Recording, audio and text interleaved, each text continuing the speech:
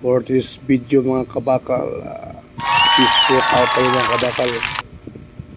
Papalakihin natin yung ating cheese. Ang tawag nito mga kabakal ay quadro sit. Sa isang workout mga kabakal, 4 agad yung titirahin natin mga kabakal. Ina natin dito mga kabakal yung dumbbell press. Tapos sinundan natin mga kabakal ng hammer press.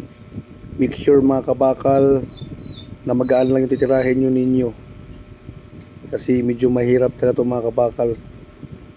Tapos sinundan din mga kabakal ng incline dumbbell fly. Ayan mga kabakal, 10 reps mga kabakal. Gagawin yung 4 set para pump agad yung inyong cheese. Tapos sinundan natin mga kabakal ng close grip mga kabakal. Tingnan nyo mga kabakal, putok agad yung cheese natin dito. Kahit magaan lang mga kabakal, pero solid na solid ang tama nyo mga kabakal. Yun mga kabakal, oh. Yun, sabay flex mga kabakal. Yun, tingnan nyo mga kabakal, oh. Tapos sinundan natin mga kabakal ng upright dumbbell. 15 pounds lang tingnan ako dyan mga kabakal.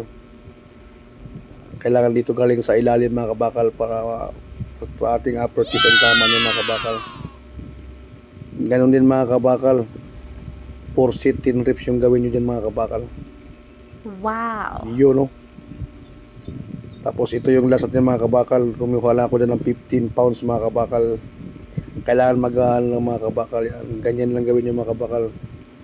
Ipipress nyo lang tapos dahan-dahan nasa gitna ng yung cheese. Ganda ng tama nyan mga kabakal. Kaya nyo mga kabakal, di ba putok agad yung Thank you for watching mga kabakal.